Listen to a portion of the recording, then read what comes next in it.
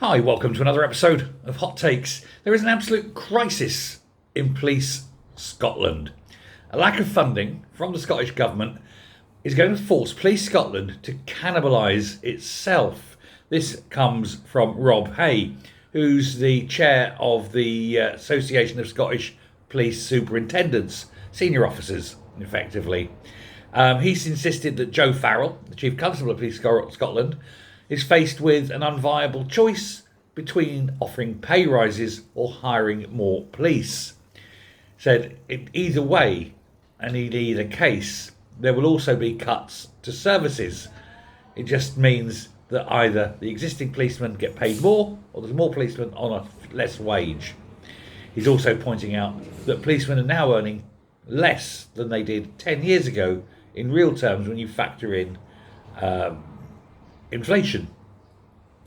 So, it's not very attractive any longer to be a policeman in terms of salary. There's the other element of power, of course, which does appeal to some. But in terms of, hiring people, it's not going to be as viable as it was once.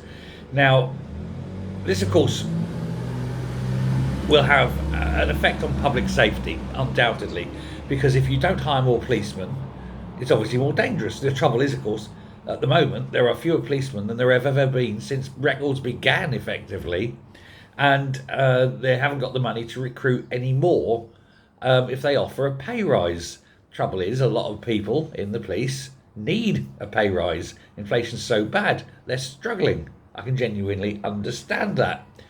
But Mr. Hay, the chairman there, he has warned that cash will have to be diverted into paying cops what they're actually worth. And he's having a conference later today, where he's basically going to put this out and put it to the Scottish Government that they have to make the difficult choice of deciding whether to abandon any hope of having an effective police force or find the money and pay them. It's a job that that's quite a stressful job, right? I mean, don't particularly like them because they are basically the Stasi or the Gestapo, but you do understand that they are necessary. But when you look at the absenteeism for things like stress, sickness and things like that, it's risen by 85% in just 4 years.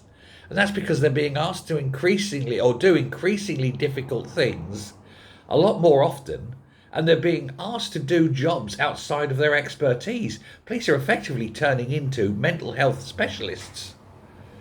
And when there aren't enough of them, you can see why the frustrations are there. So, yeah, I appreciate that side of it. The psychological illnesses associated with that kind of job are going to be immense. And that's why there needs to be more policemen, or get rid of them altogether and let people police themselves. You can't have this halfway house.